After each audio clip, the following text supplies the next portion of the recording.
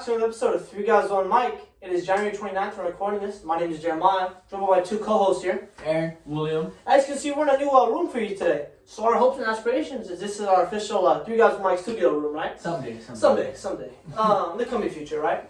So as you all know, about 20 games into this NBA season, right? You know, NBA season that came, rather sooner, right? Because of the whole COVID stuff, right? Yeah. So about 20 games in, we have an idea of who the top 4 teams in the East and the West are, right? Respectively. Yeah. I'm going to open the floor to you guys. You guys can start off here. Levan, give me your top 4 teams in the West. Yeah. And let me know why, okay? Keep it short and simple. I'll start with 4. I had the Celtics.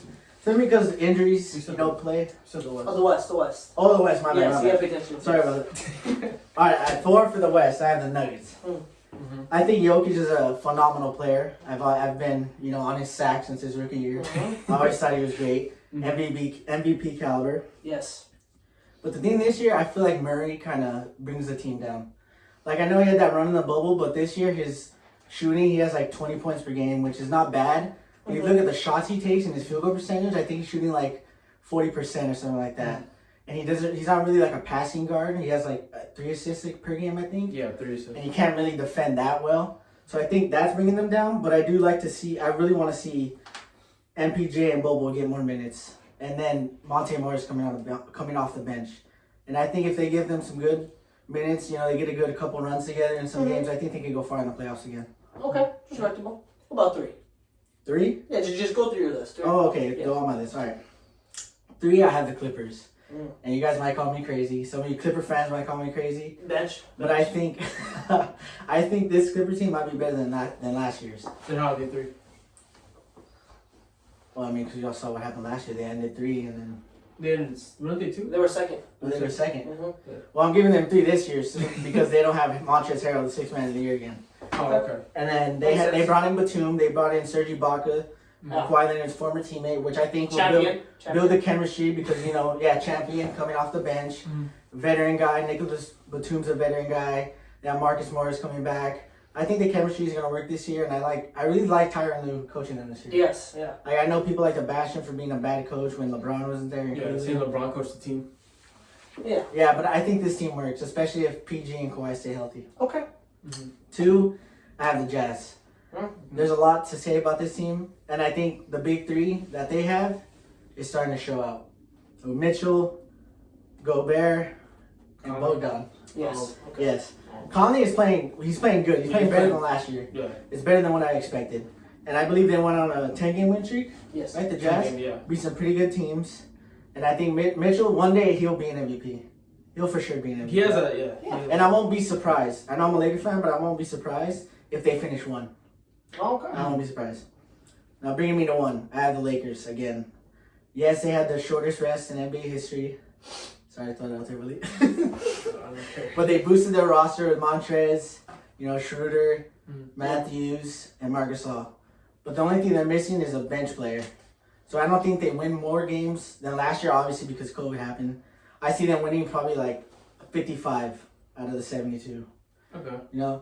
And I think they take 1 or 2 this year. 1 or 2. But I still think they need that big coming off the bench because Montrezl Harrell can't guard a true big. We all saw what Joel Embiid did. Saw what freaking Enes Kanter even did. Enes Kanter tore them up when they played the Lakers. So, yeah, those are my top 4 in the West. Okay. I'll go over here. Look, we have the same top 4, just not like the exact same order. Okay. So for me, I actually have the Clippers 4 here. Oh. For me, I have the Clippers. Like you said, you mentioned the roster, right? You mentioned Serge, Kawhi, PG, right? Yeah, you like your Sweet Lou, like you call him Sweet Lou, right? Will, Lemon pepper. Lemon Pepper Lou. There you go. You have Zubac, right? For me, I think it's a roster full of veterans. Certainly have playoff experience. A few of them actually have won a championship, right? And obviously we all know what happened in the bubble coming up from last year, right? The stories the speculations that came out. The eye rolls PG got when he's talking to the team, right? Trying to be a leader. And one thing too you hit on a little bit, Tyronn Lue, right? As a head coach, I said for me he fits his roster better as a head coach in Doc Rivers. Yeah, because in Cleveland, I don't think he had really a lot besides LeBron. Of course. And then also said this team has they have something to prove, especially what happened last year, and they have the leader to do it. Kawhi isn't a guy who goes and runs his mouth. Kawhi is a guy who's a lunch pail guy. He's a guy in the gym you see with the hoodie on. You mean? Yeah. He's that guy. And so for me, that's 4. For 3, I have the Nuggets here. It's no big secret. I'm a big Nuggets fan here. Past 2 seasons, this team has gotten better and better, more and more experience, right? Had one of the deepest playoffs run that they've had in a long time here, right? I forgot the years on it, but going to the Western Conference Finals, that was pretty good for them, right? I actually called it. No one believed me. I called it last year. And then you hopped off of it. Still called it. Anyways, Michael Porter Jr., right? The emergence of him, now a full season with him, because last year he was just a bubble guy, right? Gary Harris is healthy, right? Now you hit on it, right? An MVP season for the Joker, right? 25 points per game. 11.8 rebounds. Let's go 12 here, round up. I'm about 9 assists a game, right? Mm-hmm. He's 7 feet tall. He's 7 feet tall, man. He drinks soda, eats chips. He has a shitty beard, huh? And he's doing this, man. I think he's leading that team, little man. And for me, they're the third best team. Number 2, contrary to your belief, little man, I have the Lakers here. They lost in the last 10 games. They lost to the Pistons, the Warriors, and the 76ers, right? Then looking forward, they're playing the Celtics and the Nuggets again, right? They're coming forward, right?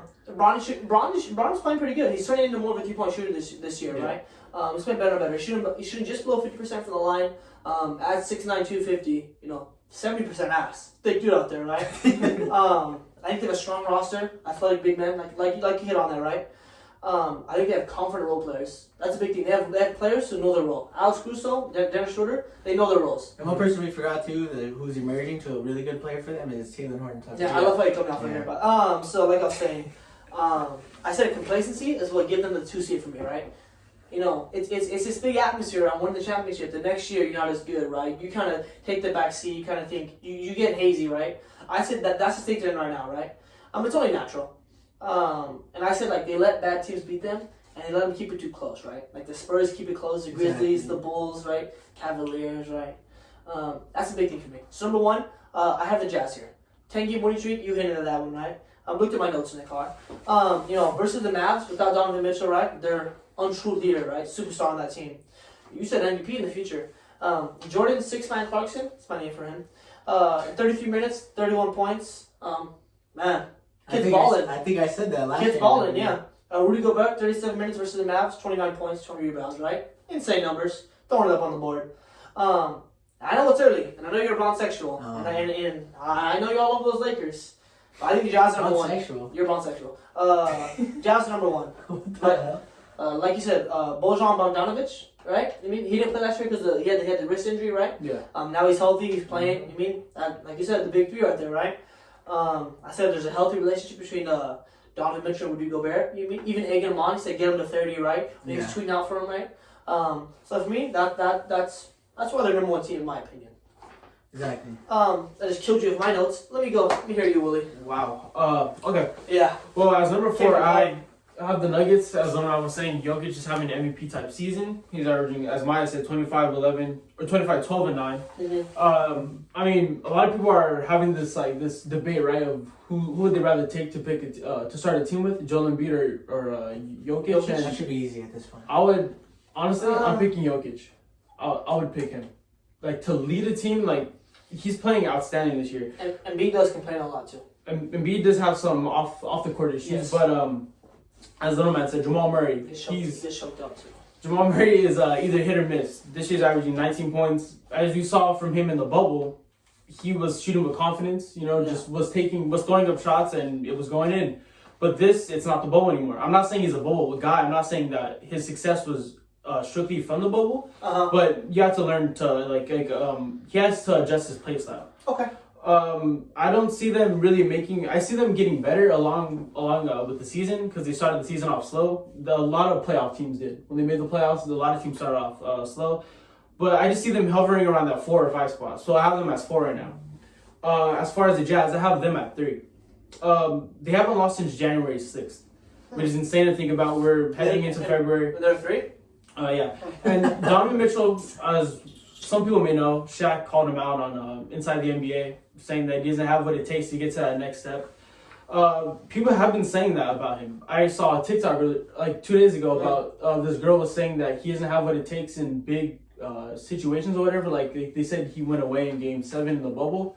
And I was like, all right, I mean that's fair, but he's still young. It's only his 4th year. So he's going to get better. Clarkson averaging 18, Conley averaging 16. Gobert obviously got that extension. Shaq also went at him too, saying that he didn't deserve that. Oh, yeah. I think, I mean, when you're that great of a defender, you deserve that money. You know, like, it's fine. Bogdanovich, I think if he was there in the bubble, they win that series, they win that game 7, because he was giving them 20 points a game last year. So if he's there with them, I feel like the whole Nuggets narrative and everything wouldn't be there. Going on to number 2. Going on to number 2, I got the Clippers. Kawhi's averaging 26, 5-5, along with PG averaging 24, 6-5. Them as a team are they're the best shooting team in the NBA this year. Also, they won 8 out of the last 9. The one game that they lost was against Atlanta, and Kawhi and PG weren't playing that game. So they're on a roll right now. I see PG, even though a lot of people like to give him crap, about his bubble performance. I mean, he still had some good performances in that round 2, but I mean, he just has to stop talking. I see him every time he gets interviewed, right? They ask him what's next. He's like, well, when he got into the argument with, who was it, Devin Booker, right? When he got into the argument, like, yeah, you're gonna get that. When you play like that, you're gonna get that. I feel like he needs to let his play do the talking, which he's doing. Yeah. He just needs to silence out all that noise. Devin Booker's a talker, though. He's a talker. Yeah, Devin Booker is a talker. Yeah. Lou Will, kind of a down year for him so far. He's averaging 9 points a game with only 17 minutes. As Lona like to say, a lot of Clipper fans were like, that's our closer, right? They like to say that's their closer, but I don't know, man. I don't know if this is punishment from what he did in the bubble, not taking it seriously and leaving.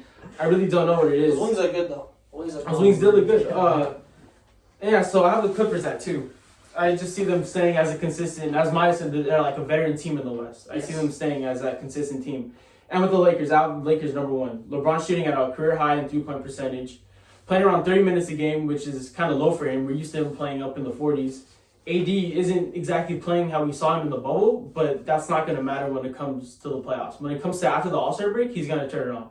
People like to give him crap right now because of what happened with Embiid against the Sixers, but he's going to turn it on. It's fine. They still, like Little Man said, they have the least amount of rest out of everybody. So those are my top 4 in the West. Yep. Pretty sure the Heat have the same amount of rest too. Yeah, they're 6-10 right now.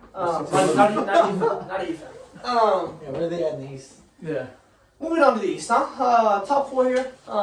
We'll just finish talking. I'll go ahead here. Number 4. How about those Boston Celtics, huh? Okay. Now for me, they have all It's not the a bad spot. Hold up. Stop getting me off here. They have all the young talent in the world, right? In my eyes, in Willie's eyes, the future face of the league. I said it, future face of the league, right? Tatum's healthy. I mean, he just came back, what, 3 games ago? 2 games ago? 2 games ago. 2 games ago. Yeah, he's coming back, right? I understand they had a little bit of the outbreak right there, right? That's going to happen, going forward. I said, Brown is not a superstar, right? I still think he's a star. I still think he starts on any roster in the NBA, right? Mm-hmm. He's a perfect 2 to Tatum, 3 if he needs to be for Kemba, right? I said, if this team stays healthy, the sky's the limit, right? We know what this team can do. We know the firepower they have. We know the camaraderie, the confidence this team has, right? The chemistry. That being said, though, the record is still what the record is, and they still lose games they shouldn't lose. And I understand that things happen, right? You have to overcome your circumstances. And for me, I think the season's still young. You know what I mean? They still have 30 games to play, 40 games to play, right? I said for right now, when we're recording this, January 29th, they're the 4th team in the East. Mm-hmm. Going on number 3, I have the Nets here. For me, they have a genuine big three, right? KD, Harden, and Kyrie, right? Fundamental offensive scorers, right? Go ahead. Dare I say it? The deadliest top 6 in the NBA? Yeah. I'll say it. I said weeks from now, Nets going to be 1 and 2. They had some soul searching to do this first few games, the first few 20 games, right? Lost some games they shouldn't have lost, right? It took a while for the big three to actually get healthy and play in a game, officiate together, right? Mm-hmm. They just had their first win as the big three not even a week ago, right? Mm-hmm. So I will give them that. I still think, I don't, when they're healthy, I don't think anybody's stopping this top 3. I think they're going to the Eastern Conference Finals and they're going to the finals for me, in my opinion. I said for right now, though, I have to give credit to the teams who are playing better right now because that is why we're recording this. Moving on, number 2, I have the Bucks. have the MVP and Defensive Player of the Year, Antetokounmpo, averaging 26 points per game, 11 rebounds per game, 5 assists per game. He's gonna give you those numbers. You know, he's a top 5 athlete in the NBA, right? Give it a 9. Call him the Greek Freak for a reason, right? I said he has help other than Chris Middleton. You know what I mean? He has Jeru, how you say it? Drew Holiday. Drew? Oh my God. It's Drew Holiday. I was like, who's he trying to pronounce? Hey, yo. Drew Holiday? I feel like they're not going to stay at 2 for very long in my heart. Because the Nets are going to start catching up in wins. The Celtics are going to start figuring it out together. Keep in mind, I still think the Bucks are a phenomenal team. They're, in my eyes right now, they're just not contenders. Because there's so much other firepower on so many other teams. And I think Giannis got figured out last year. Giannis got shut down last year. Giannis has been shut down by Al Horford in the past. You know what I mean? Giannis has gotten figured out for one game for the past 3 years. Yeah. So that's what I'm gonna say. So number 1 going on. Bigger of a what? That was number 2. Who is your one? Number 1. Good. Philadelphia 76ers, baby. Man. MVP Embiid. Get a little tone to it, a little ring to it, right? I like the sound of that. Really, Rolls off of the tongue. 27 points per game, 11 rebounds per game, 3 assists per game, right? Something to prove. Yeah. Something to prove. Hello, baby. Ben Simmons, Tobias Harris, Dwight Howard, Seth Curry, not Steph, Danny Green, right? Man, some veterans on the team now, huh? Got some role players, some bench players right there, huh? Ain't had that before, right? Playoff experience, right? I think for the first time, they understand indefinitely, it's Joel Embiid's team. It is Joel Embiid's team. Yeah. Ben Simmons understands this. And I feel like the reason they're number 1 is because they figured that out. They figured out Joel Embiid is the guy on this team. And the other ones are just complementary pieces to it. That is my list. Top 4 in the East. Are you going or am I going? You want me to go? Yeah, go ahead. I'll take this one. So at 4, you guys, you heard me in the beginning of the video say the Celtics before I misunderstood. They said the West first. But at 4, I have the Celtics. You know, I think Jaylen Brown is an all-star, not just a star. When Kemba isn't there, he gives you 20. No, when Kemba isn't there, he gives you 25. When Tatum's there, he gives you 20. Because I think him and Tatum, Willie touched on this last year, they're going to become possibly the deadliest duo in the league in the next 3 or 5 years. And then when Kemba's gone, they have Willie likes to call him PP, Payne Pritchard. I think he's the future at point guard for this team. And I think they go as far as Jaylen Brown and Jason Tatum take them. Because Kemba's, you know, his injury history doesn't really fit that well. And I think this year they have the personnel to guard in the playoffs. Last year they got too aggressive because they didn't have a big, so they like to play up and they get crashed on the pick and roll. And so when that happened, we all saw what the Heat did. We started tossing the threes up, and that killed them last year. So I think this year that'll change for sure with Tristan Thompson, Daniel Tice, the emergence of Robert Williams. It's going to be fun to see how it plays out.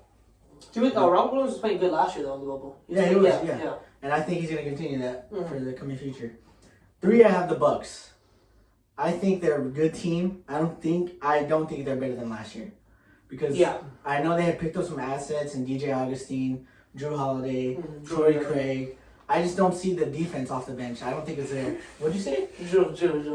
Yeah, Drew Holiday. Yeah, I just don't see the defense coming off the bench. Yes, they have the 3-point shooters, but once Giannis is subbed out of the game and Middleton, once those 2 are on the bench, I don't see Drew Holiday coming in and giving 20 points a quarter to like the Lakers or the Celtics, Sixers, anything like that. But I think that's the only one fall they have is the bench.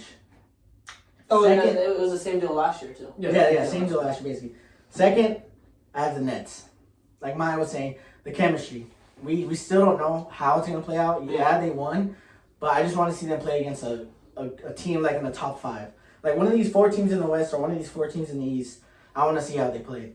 I knew they were stacked before the trade. That's why I wasn't sure if they were actually going to go through with it because we all saw what they did to the Sixers. And that bench combined for, I believe, like 50 points against them. And the Sixers were healthy. They had everybody. Yeah. So we'll see how Kyrie, his off the court issues, how they playing, Harden ball handling, and KD, they're arguably their best defender. Not DeAndre Jordan because I don't think he's a true center anymore. And that's the fault they have is the defense. Who's gonna guard, AD? Who's gonna guard Embiid? Stuff like that. Who's gonna guard Tatum? Because I don't think Durant could probably But Durant could probably the take other him. ones, you know, But I like, just think at this point, Tatum's gonna blow past KD simply because of his age, and yeah, I think that Achilles injury is still kind of lingering because I don't really see KD playing one-on-one defense with defenders like he used to. Mhm. So I think that'll play in later on. And one, I have to agree with D. Jeremiah right here, the Sixers. They brought in the right veterans for this team, brought in the right coach. Man. They have a potentially defensive player of the year this year because I think he was robbed last year, if anything. Is Ben Simmons, MVP caliber player in Joel Embiid, who I think is improving as the season goes on. And I think they needed that guy last year. They thought Al Horford was going to be what Dwight Howard was this year. $100 million? Yeah. He robbed them. He's gonna go in there, grab the rebounds, kick it out to a 3-pointer. He's just gonna throw elbows at you. He's gonna wear you down. It's basically what Embiid does, but except Dwight Howard is like his shoulders are literally the size of the frame of this camera right now. That's how wide it is. So yeah, I have the Sixers there because I think they brought in the right pieces for this team. Okay. To be a number 1 seed. Okay. Possibly go to the conference finals. All right. Well, as my number 4 team, I have the Celtics. With Tatum and Brown, as they touched on previously, both of them as a duo, they're averaging 52 points a game, which is great. And if you think about it, Tatum really isn't. When I watch the games, he's not getting those superstar calls that other players get, and he's still averaging 26 and a half points. I see him a lot drive in, and he's just not getting the calls. Maybe once that starts happening, I don't know what exactly he needs to do to get those calls because I've seen him get fouled plenty of times. I noticed that too. Yeah. And the most important player for our team is Jaylen Brown. Prior to what anyone is saying, Maya doesn't believe it because I don't think he watches basketball. But as we saw in the bubble last year, when Jaylen Brown went away, our team went away. When he was confident, when he was taking those shots, there was a stat we were 18-0 when he scored more than 25 points. And to show his growth, because Maya again isn't sold on Jaylen Brown that much. His first year 6 points, second year 14 points, third year 13 points, last year 20 points, and now 27. So, I mean, he's just improving. I think he's top 3 in most improved players this year. Kemba, Smart, Tatum, and Brown all haven't played. They played 1 game together, and that was against the Spurs a few days ago. And the defense looked inconsistent. I think once they get all of them back on the floor, they work out those inconsistencies on defense. Again, this team is known for their defense in the previous 3 years. Oh yeah. And this year they're in the middle of the pack to me. They look lazy. I don't know, again, if it has to do with the rest thing. I don't know what it is, but they just look lazy, look lackluster. Number 3, I have the Bucks. Giannis can play as well as he wants to in the regular season. Once it comes down to the playoffs, we see it change. We see them have to play a half-court off instead of full court. Giannis can't just run up the court and just dunk the ball like how he's used to.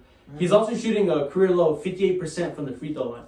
We saw in the first game of the season against the Celtics when he got fouled and he needed 2 shots, right, to sink it. He needed 1 to tie and 1 to tie and 2 to win, and he missed them. So, I don't know. Also, when it comes to his 2, I don't see Middleton as that 2. I don't see Middleton as the help that he needs.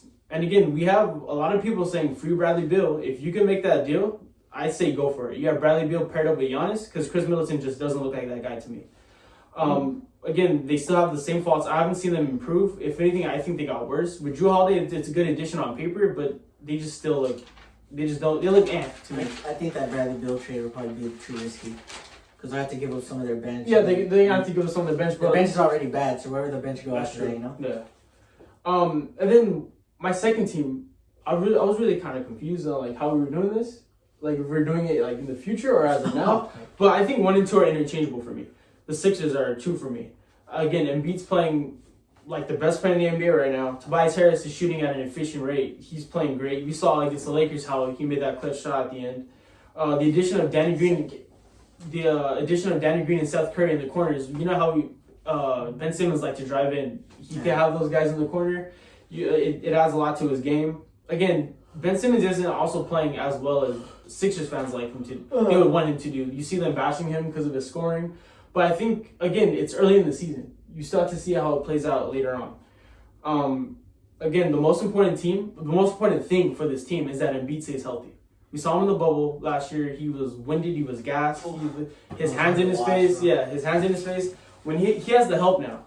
If he has the help, stays healthy, stays conditioned, this team's going to be in the Eastern Conference Finals, maybe in the finals. And then 1, I have the Nets. We have Durant, who, mind you, is coming off an Achilles tear, is averaging 37-5 with 51% shooting.